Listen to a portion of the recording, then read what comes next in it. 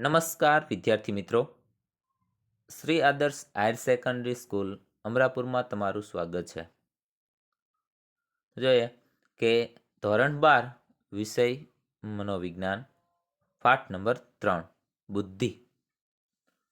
તો વિદ્યાર્થી મિત્રો, આજના વિડીયોમાં આપણે ધોરણ 12માં વિષય મનોવિજ્ઞાન ટૂંકમાં મનોવિજ્ઞાન વિષયમાં પાઠ નંબર 3 કે બુદ્ધિ, પાઠ નંબર 3 છે, એમાં બુદ્ધિનો પાઠ છે.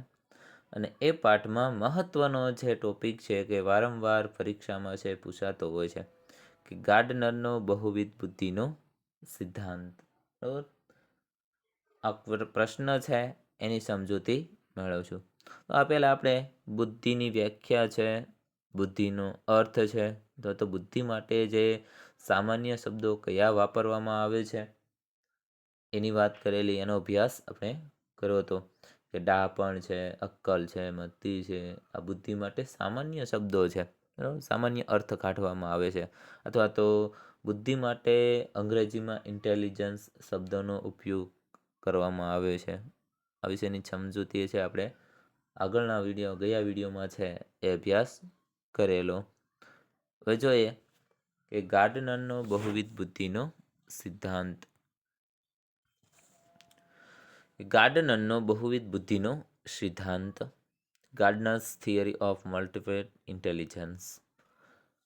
કે હાવર્ડ ગાર્ડનરે 1983માં બુદ્ધિ અંગેના પોતાના મંતવ્યો રજૂ કર્યા. કે હાવર્ડ ગાર્ડનર છે મનોવૈજ્ઞાનિક, તો તેણે 1983માં, ખાસ વિદ્યાર્થી મિત્રો નીચે અંડરલાઇન કરેલી છે કે તમે જોઈ શકો છો, મહત્વની લાઈન છે કે 1983માં બુદ્ધિ અંગેના પોતાના મંતવ્યો રજૂ કર્યા. કે હાવર્ડ ગાર્ડનર છે ને બુદ્ધિ અંગેના 1983માં પોતાના મંતવ્યો રજૂ કર્યા. તેઓના મતે બુદ્ધિ એકાકી સ્વરૂપ ધરાવતી નથી. કે હાવર્ડ ગાર્ડનરના મત મુજબ કે બુદ્ધિ એકાકી સ્વરૂપ ધરાવતી નથી. શું અર્થ થશે? કે એકાકી સ્વરૂપ ધરાવતી નથી. ટૂંકમાં કહી શકાય કે બુદ્ધિ એ કોઈ એક સ્વરૂપ ધરાવતી નથી. બરાબર, એક સ્વરૂપની બુદ્ધિ નથી. બરાબર, જોઈએ કે વ્યક્તિ જે બોલે છે અને તેના ઉપરથી એમ થાય કે ભાષાની બુદ્ધિ છે, તો ભાષાની બુદ્ધિ છે એવું નથી. બરાબર, કે વ્યક્તિમાં અલગ અલગ પ્રકારની, વિવિધ પ્રકારની બુદ્ધિ છે, એટલે એકાકી સ્વરૂપ ધરાવતી નથી. બુદ્ધિમાં જુદા જુદા ઘટકો રહેલા હોય છે. બુદ્ધિ છે તેમાં જુદા જુદા ઘટકો રહેલા હોય છે. તેમણે બુદ્ધિની સમજૂતી માટે જે સિદ્ધાંત દર્શાવ્યો છે તેને બહુવિધ બુદ્ધિના સિદ્ધાંત તરીકે ઓળખવામાં આવે છે. કે હાવર્ડ ગાર્ડનરે કે બુદ્ધિમાં જુદા જુદા ઘટકો રહેલા હોય છે એવું દર્શાવ્યું છે. પછી કે તેમણે બુદ્ધિની સમજૂતી માટે જે સિદ્ધાંત દર્શાવ્યો છે તેને બહુવિધ બુદ્ધિના સિદ્ધાંત તરીકે ઓળખવામાં આવે છે.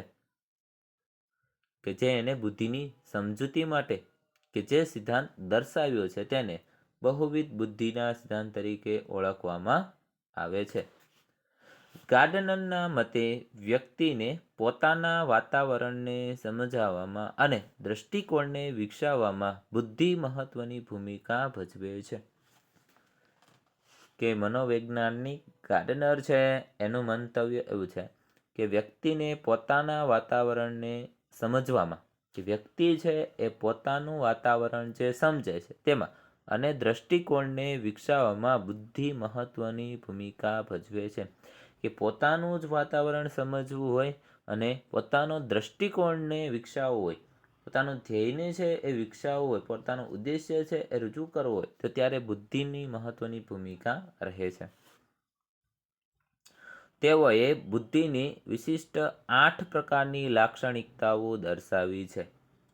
કે હાવર્ડ ગાર્ડનરે બુદ્ધિની વિશિષ્ટ 8 પ્રકારની લાક્ષણિકતાઓને દર્શાવી છે.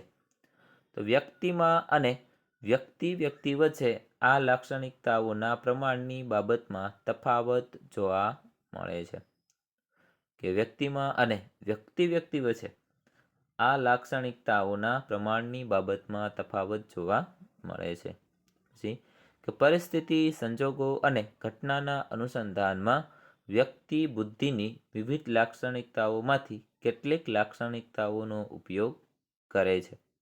દાખલા તરીકે, વિદ્યાર્થી જ્યારે વર્ગખંડમાં અભ્યાસ કરે છે ત્યારે તે ભાષાકીય, તાર્કિક કે ગાણિતિક બુદ્ધિનો, રમતના મેદાનમાં રમત રમતી વખતે દૈહિક શરીરગતિલક્ષી બુદ્ધિનો કે સહઅધ્યાયીઓ, શિક્ષકો, વડીલો, આદર્શ વ્યક્તિને સમજવા માટે આંતરવ્યક્તિક બુદ્ધિનો ઉપયોગ કરતો હોય છે. કે ઉદાહરણ દર્શાવ્યું છે કે વ્યક્તિ વચ્ચે તફાવત રહેલા હોય છે. વ્યક્તિ વચ્ચે આ લાક્ષણિકતાઓની પ્રમાણની બાબતમાં તફાવત હોય છે. તો કઈ રીતે હોઈ શકે? વ્યક્તિની જે પરિસ્થિતિ છે, સંજોગો છે અને ઘટના છે, આના અનુસંધાને અલગ અલગ લાક્ષણિકતાઓ હોય છે અને એ લાક્ષણિકતા મુજબ વ્યક્તિની બુદ્ધિ અલગ અલગ પ્રકારની જોવા મળે છે. એટલે ટૂંકમાં બહુવિધ બુદ્ધિનો જે સિદ્ધાંત છે એમાં એવું દર્શાવવામાં આવ્યું છે અને એ હાર્વર્ડ ગાર્ડનર દ્વારા છે આ ખ્યાલ છે રજૂ કરવામાં આવ્યો છે. ને એનું એક ઉદાહરણ આપ્યું છે કે વિદ્યાર્થીનું ઉદાહરણ આપ્યું છે કે એક ફક્ત વિદ્યાર્થી છે તો વિદ્યાર્થીનું ઉદાહરણ લઈએ તો એક વિદ્યાર્થી છે એ અલગ અલગ પ્રકારની વિવિધ પ્રકારની બુદ્ધિનો ઉપયોગ કરે છે. તો કઈ રીતે કરે છે? કહે છે કે વર્ગખંડમાં અભ્યાસ કરે ત્યારે તે ભાષાકીય, તાર્કિક કે ગાણિતિક બુદ્ધિનો ઉપયોગ કરે છે. કે વિદ્યાર્થી જ્યારે વર્ગખંડમાં અભ્યાસ કરશે ત્યારે ભાષાકીય, ત્યાર પછી તાર્કિક કે ગાણિતિક બુદ્ધિનો ઉપયોગ કરે છે. તો કઈ રીતે? કોઈ વિદ્યાર્થી ભણે છે તો તેમાં અલગ અલગ ભાષાનો અભ્યાસ કરે છે. ફોર એક્ઝામ્પલ તરીકે હિન્દી ભણે છે, ગુજરાતી ભણે છે, અંગ્રેજી ભણે છે, સંસ્કૃત ભણે છે. તો આ શું થયું કે બધી ભાષાઓ છે, અલગ અલગ ભાષાઓ છે. બરાબર? આ સિવાય કે બીજા પણ વિષયો આવે છે કે જેમાં તાર્કિક, ગાણિતિકનો ઉપયોગ કરવામાં આવે, તાર્કિકતા અને ગાણિતિકનો ઉપયોગ કરવામાં આવે છે. એક્ઝામ્પલ તરીકે કોઈ ગણિત વિષય હોય અથવા તો વિજ્ઞાન છે અથવા તો તત્વજ્ઞાન છે, તો આવા વિષય છે એમાં તાર્કિક અને ગાણિતિક બુદ્ધિનો ઉપયોગ કરે છે. બરાબર? તાર્કિકતાનો ઉપયોગ કરવામાં આવે છે. એટલે એ પ્રકારની બુદ્ધિનો ઉપયોગ કરે છે. ત્યાર પછી જે વાત કરી કે જ વિદ્યાર્થી કે રમતના મેદાનમાં રમત રમતી વખતે દૈહિક શરીરગતિલક્ષી બુદ્ધિનો ઉપયોગ કરે છે. દૈહિક શરીરગતિલક્ષી બુદ્ધિનો ઉપયોગ કરે છે. બરાબર? એ કઈ રીતે? રમત રમતી વખતે કે વિદ્યાર્થી છે એ રમત રમે છે ત્યારે શારીરિક બુદ્ધિનો ઉપયોગ કરશે. બરાબર? શરીરનો ઉપયોગ કરશે એટલે શારીરિક બુદ્ધિનો ઉપયોગ થયો ગણે. કે સહ અધ્યાયીઓ, શિક્ષકો, વડીલો, આદર્શ વ્યક્તિને સમજવા માટે આંતરવ્યક્તિક બુદ્ધિનો ઉપયોગ કરતો હોય છે. સહ અધ્યાયીઓ સાથે ભણતા, એની સાથે રહેતા વ્યક્તિઓ છે. પછી શિક્ષકો હોય, વડીલો હોય કે આદર્શ વ્યક્તિ, કે જે વિદ્યાર્થી છે એ આદર્શ વ્યક્તિ માને છે જેને, બરાબર, તો એની સાથે કેવા પ્રકારની બુદ્ધિનો ઉપયોગ કરે છે? તો કે આંતરવ્યક્તિક બુદ્ધિનો ઉપયોગ કરે છે. નેક્સ્ટ પોઈન્ટની વાત કરીએ. હવે જોઈએ કે ગાર્ડનરે મુખ્યત્વે 8 પ્રકારની લાક્ષણિકતાઓ દર્શાવી છે. તે નીચે મુજબ છે. હાર્વર્ડ ગાર્ડનર છે એ બહુવિધ બુદ્ધિનો સિદ્ધાંત આપે છે અને એમાં પોતાના ખ્યાલો છે એને રજૂ કરે છે. તો તેમાં તેને 8 પ્રકારની લાક્ષણિકતાઓ દર્શાવી છે. બરાબર? એટલે ટૂંકમાં કહી શકાય કે એને 8 પ્રકારની બુદ્ધિ છે. એ 8 પ્રકારની બુદ્ધિનો ઉલ્લેખ કર્યો છે. તો કેવા પ્રકારની બુદ્ધિ કેવા પ્રકારના વ્યક્તિઓમાં કઈ રીતે થાય છે તે સ્ટેપ બાય સ્ટેપ જોઈએ. તો ફર્સ્ટ જે વાત કરી છે, પ્રથમ જ બુદ્ધિની જે વાત કરી છે કે ભાષાકીય બુદ્ધિ. તો આપણે ભાષાકીય બુદ્ધિનું ઉદાહરણ છે વિદ્યાર્થીના ઉદાહરણ દ્વારા જે સમજ્યા કે વિદ્યાર્થી છે એ વર્ગખંડમાં હોય. આ તો આપણે વાત કરી હતી કે વિદ્યાર્થી જ્યારે સ્કૂલે જાય ત્યારની જ બુદ્ધિની વાત કરી કે વિદ્યાર્થી જે બહાર હોય અથવા તો ઘરે હોય ત્યારે તે અલગ અલગ પ્રકારની બુદ્ધિનો ઉપયોગ કરતો હોય. વિદ્યાર્થીનું ઉદાહરણ લઈએ કે સામાન્ય વ્યક્તિનું ઉદાહરણ લઈએ, કોઈ નોકરી કરતા વ્યક્તિનું ઉદાહરણ લઈએ, તો એ જેવી પરિસ્થિતિ, જેવા સંજોગો કે જેવી ઘટના, એ સંજોગોમાં બરાબર કે એ રીતની બુદ્ધિનો ઉપયોગ કરશે. હવે જોઈએ કે ભાષાકીય બુદ્ધિ. લિંગ્વિસ્ટિક ઇન્ટેલિજન્સ, લિંગ્વિસ્ટિક એટલે ભાષા કે ઇન્ટેલિજન્સ એટલે કે બુદ્ધિ. તો આ પ્રકારની બુદ્ધિ લેખન, વાંચન, કથન, ભાષાની જટિલતા સમજવી, તેને અસરકારક રીતે રજૂ કરવી વગેરે કાર્યોમાં પ્રગટ થાય છે. કે ભાષાકીય બુદ્ધિ છે એ કેવા કેવા સંજોગોમાં, કેવી ઘટનાઓમાં, કેવી પરિસ્થિતિમાં છે એ પ્રગટ થાય છે. તો શું કીધું કે આ પ્રકારની બુદ્ધિ કે ભાષાકીય બુદ્ધિ લેખન, વાંચન, કથન કે ભાષાની જટિલતા સમજવી, તેને અસરકારક રીતે રજૂ કરવી વગેરે કાર્યોમાં પ્રગટ થાય છે. કે લેખન કરતી વખતે ભાષાની જરૂર પડે છે, ભાષાકીય બુદ્ધિની. વાંચન કરતી વખતે અંગ્રેજી વાંચતા હોય તો અંગ્રેજી લેવલની ભાષા, અલગ અલગ ભાષા હોય, ભાષાકીય બુદ્ધિનો ઉપયોગ કરવો પડે. સંસ્કૃત વાંચતા હોય, હિન્દી વાંચતા હોય, ઉર્દુ વાંચતા હોય, મરાઠી છે, અલગ અલગ ભાષાઓ છે. ભાષાની દ્રષ્ટિએ અલગ અલગ ભાષાકીય બુદ્ધિનો ઉપયોગ થાય છે. પછી કીધું કે જે કથન છે, કથન કરતા હોય, જે ભાષાની જટિલતા સમજવી, કે ભાષા છે એને સમજવી હોય ત્યારે ભાષાકીય બુદ્ધિનો ઉપયોગ થાય છે. તેને અસરકારક રીતે રજૂ કરવી વગેરે કાર્યોમાં પ્રગટ થાય છે.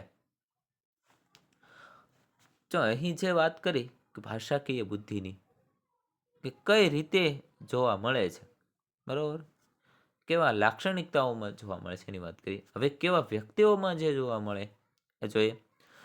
સાહિત્યકારો છે, લેખકો, વક્તાઓ, ઉદ્ઘોષકો, કટાર લેખકો વગેરેમાં આ પ્રકારની બુદ્ધિ ક્ષમતા વધુ જોવા મળે છે. બરાબર. ભાષાકીય બુદ્ધિ છે એ કેવા વ્યક્તિઓમાં વધારે જોવા મળે છે, ખાસ કરીને કે જે સાહિત્યકારો છે, બરાબર, કે જે સાહિત્યને દર્શાવે છે, તો જે લેખકો છે, વક્તાઓ છે, ઉદ્ઘોષકો છે, કટાર લેખકો છે વગેરેમાં આ પ્રકારની બુદ્ધિ ક્ષમતા વધુ જોવા મળે છે. નેક્સ્ટ બુદ્ધિની વાત કરીએ. બીજો પોઈન્ટ છે તાર્કિક ગાણિતિક બુદ્ધિ. જો પ્રથમ વાત કરી હતી કે ભાષાકીય બુદ્ધિ, પહેલા તો આ બધા 8 પ્રકારની લાક્ષણિકતા છે એને ખાસ ધ્યાને દોરવાની છે, બરાબર. બીજી છે તાર્કિક ગાણિતિક બુદ્ધિ, કે ગાણિતિક તર્ક સંકેતોના ઉપયોગો, ગાણિતિક નિયમોની ગુઢતા, ગાણિતિક પ્રક્રિયા વગેરે કાર્યોમાં આ બુદ્ધિ પ્રગટ થાય છે.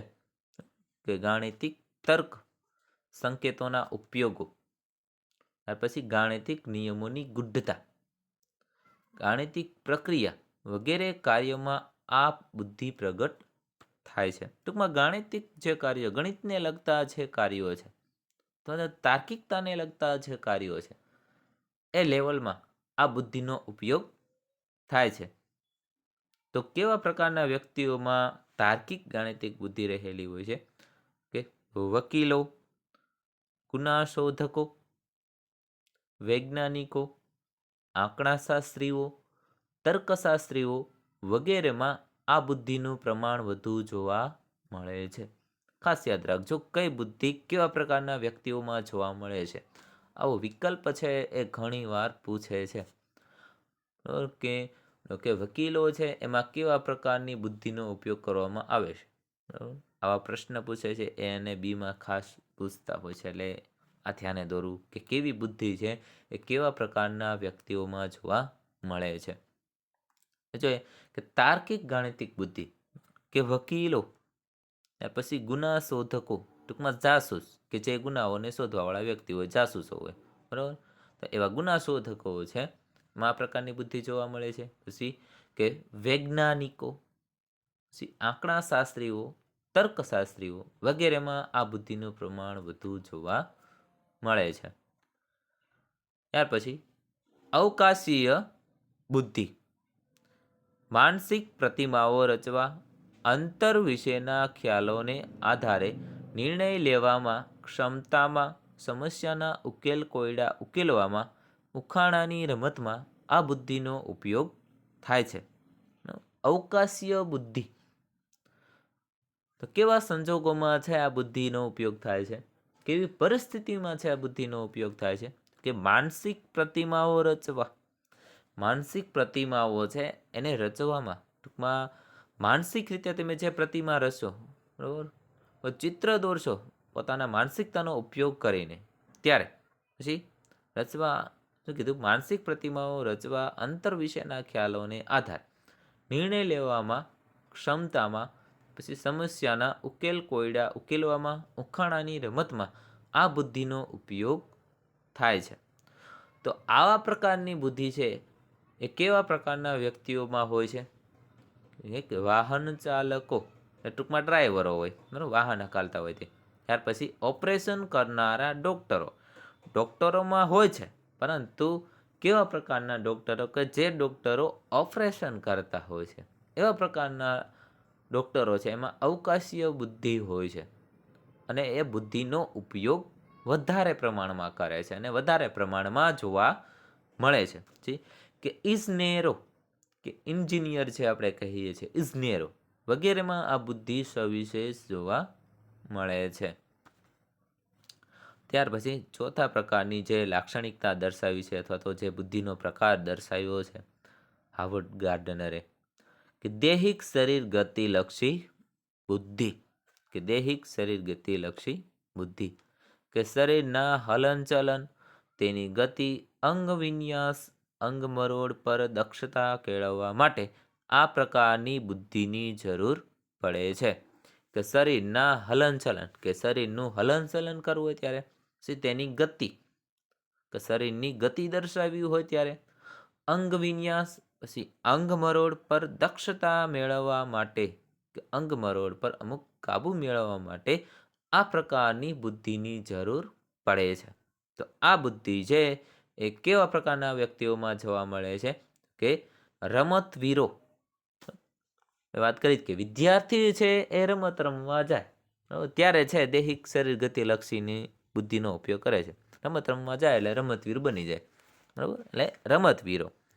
હસ્તકળાના કારીગરો, નૃત્યકારો, અભિનેતાઓ વગેરે વ્યક્તિઓમાં બુદ્ધિની આ લાક્ષણિકતાનું પ્રમાણ વધુ જોવા મળે છે. પાંચમા પ્રકારની બુદ્ધિની વાત કરીએ, આંતરવ્યક્તિક બુદ્ધિ.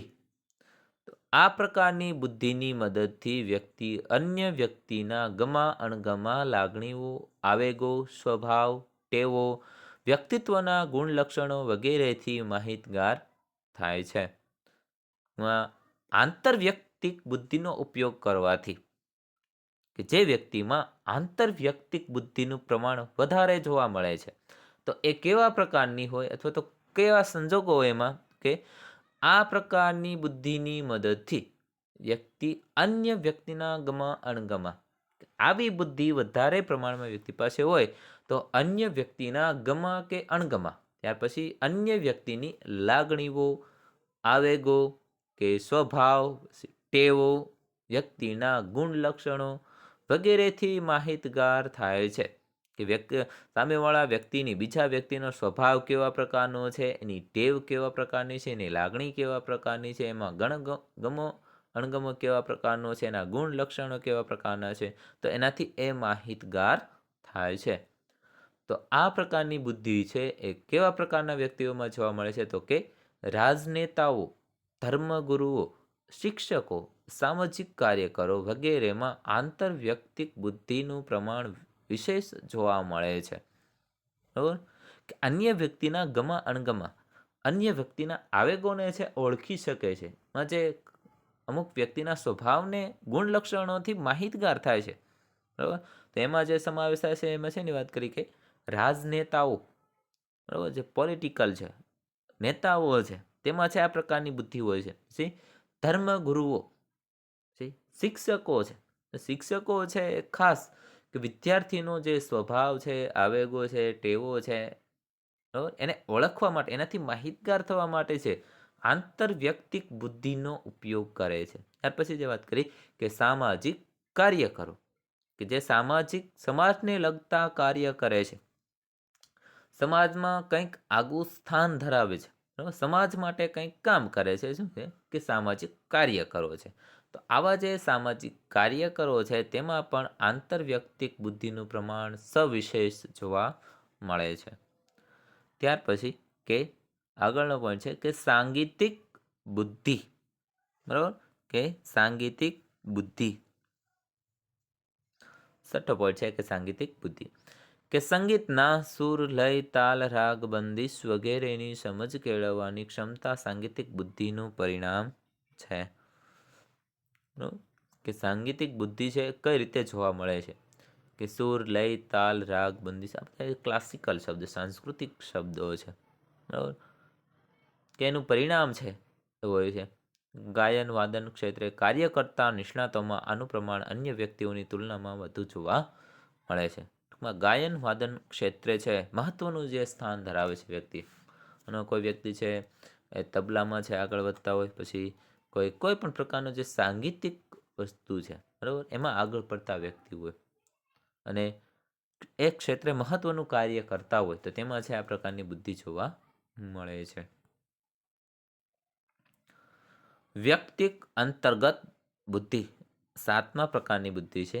લાક્ષણિકતા છે 7મી, વ્યક્તિ અંતર્ગત બુદ્ધિ. તો એક વ્યક્તિ તરીકે આપણે પોતાની લાગણીઓ, આવેગો, અભિવ્યક્તિઓ, મનોવલણો, પૂર્વગ્રહો, માન્યતાઓ વગેરેની સમજ આ બુદ્ધિ દ્વારા કેળવી શકીએ છીએ. કે વ્યક્તિ અંતર્ગત બુદ્ધિ, બરાબર, કે વ્યક્તિની પોતાની લાગણીઓ, પોતાના આવેગો, અભિવ્યક્તિઓ, મનોવલણો, પૂર્વગ્રહો શું છે? મનમાં બંધાયેલા ખોટા ખ્યાલો છે એ પૂર્વગ્રહ છે. ખાસ ધ્યાન રાખજો પૂર્વગ્રહ માટે, કે મનમાં ખોટા બંધાયેલા જે ખ્યાલ છે આપણા મનમાં, તો એ શું છે? એક પ્રકારનો પૂર્વગ્રહ અથવા તો માન્યતાઓ છે વગેરેની સમજ આ બુદ્ધિ દ્વારા કેળવી શકાય છે. આંતરસૂઝ અને સ્વ આવિષ્કારની સમજ મેળવવામાં આ બુદ્ધિનો ઉપયોગ થાય છે. અંતિમ પ્રકાર છે નૈસર્ગિક બુદ્ધિ. પ્રાકૃતિક તત્વો જેવા કે જીવસૃષ્ટિ, વનસ્પતિ સૃષ્ટિ તેમજ કુદરતી ઘટનાઓ વિશેની સમજ મેળવવા માટે નૈસર્ગિક બુદ્ધિ આવશ્યક છે. તો જીવવિજ્ઞાનીઓ, વનસ્પતિશાસ્ત્રીઓ, ખેડૂતો, વન પ્રવાસીઓ વગેરેમાં આ લાક્ષણિકતાઓનું પ્રમાણ વધુ જોવા મળે છે. જીવસૃષ્ટિ, વનસ્પતિ સૃષ્ટિ, કુદરતી ઘટના છે એ વિશેની જો સમજ મેળવવી હોય તેમાં નૈસર્ગિક બુદ્ધિની આવશ્યકતા છે. તો આવી બુદ્ધિ કેમાં જોવા મળે છે? કે જીવ વિજ્ઞાનીઓ છે, વનસ્પતિ શાસ્ત્રીઓ છે, ખેડૂતો છે અને વન પ્રવાસીઓમાં જોવા મળે છે. તો ખાસ વિદ્યાર્થી મિત્રો આપણે 8 પ્રકારની લાક્ષણિકતા જોઈ, બરાબર, એ વિશેનું સમજૂતી છે એ હોવી જોઈએ. કે ભાષાકીય બુદ્ધિ, તાર્કિક ગાણિતિક બુદ્ધિ, અવકાશીય બુદ્ધિ, દૈહિક શરીર ગતિલક્ષી બુદ્ધિ, આંતરવ્યક્તિક બુદ્ધિ, સાંગીતિક બુદ્ધિ, વ્યક્તિ અંતર્ગત બુદ્ધિ અને અંતિમ જોઈ નૈસર્ગિક બુદ્ધિ એટલે ટૂંકમાં પ્રાકૃતિક બુદ્ધિ.